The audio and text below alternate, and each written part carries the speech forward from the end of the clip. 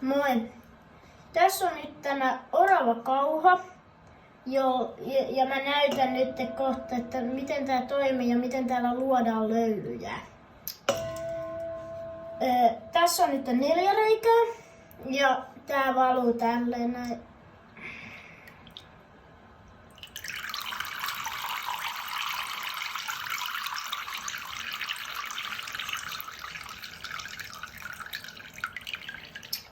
Sitten tässä on vaihtopohja.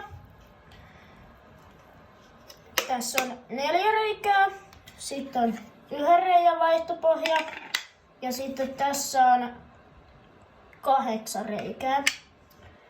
Vaihdetaan sillä, että painetaan yhdestä reiästä. Noin. Ja sitten se lähtee sieltä. Sitten laitetaan tää yhden reijän pohja. Samalla tavalla laitetaan tänne vähän vinettä ja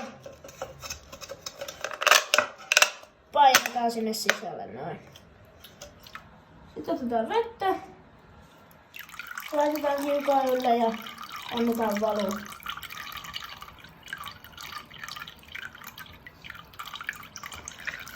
Sitten on tää 8 reijän vaihtopohja. Ja samalla tavalla otetaan tää pois, sitten painetaan tuolta yhdestä reunasta ja sitten se lähtee. Tää laitetaan sille, että laitetaan noin. Tonne. Ja sitten painetaan kiinni. Ei kannata pelästyä, tästä tulee vähän kova ääni, että ei mene rikki. Sitten otetaan taas vettä ja laitetaan sinne kiukaan ylle.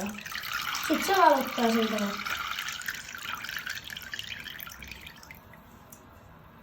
Ai niin, unohtu kertoa, että täällä 8-reikäisellä irtopohjalla niin voi myös vilvotella itseään tai kavereita, kun tästä tulee tällä vähän niin kuin suihkuna tätä vettä.